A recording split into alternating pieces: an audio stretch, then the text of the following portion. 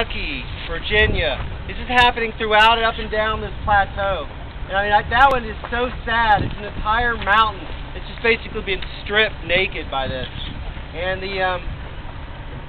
I get all these reporters and stuff, and they want to talk to me about this stuff, and I always tell them, look, let me just take you out and show it to you. Let you see. And I mean, this TVA is the #1 financer of this.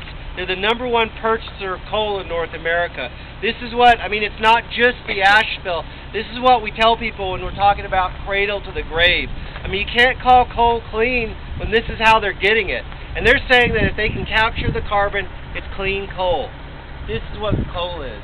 A destructive 19th century technology. It's doing this to our highland watersheds.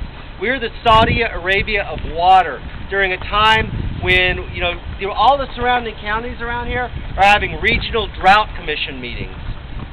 Georgia's trying to move the frickin' border so they can get some of the Tennessee River right now. This is where the water is going to come from, which future generations, actually your all's generation, is going to depend on. Because the groundwater is contaminated and sucked up. The river water, nobody buys bottled river water. This is it. This is what future generations have to have for their water source.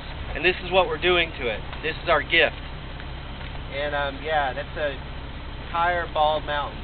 They haven't even clear cut it. But there's a mountaintop removal project you all saw on the 2 of them. Actually did on the right where the top of the mountain got taken off. But I always remind people when they say mountain bottom, I always say, well, mountain middle and mountain top. Whenever they say mountain top, they say mountain middle and mountain bottom removal. And cumulative impacts.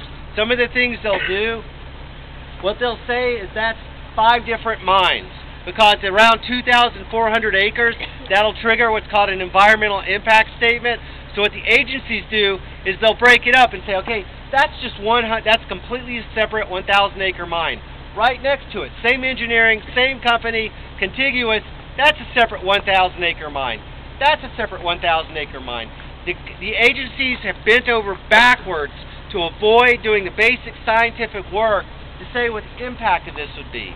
They break it up, they do everything they can.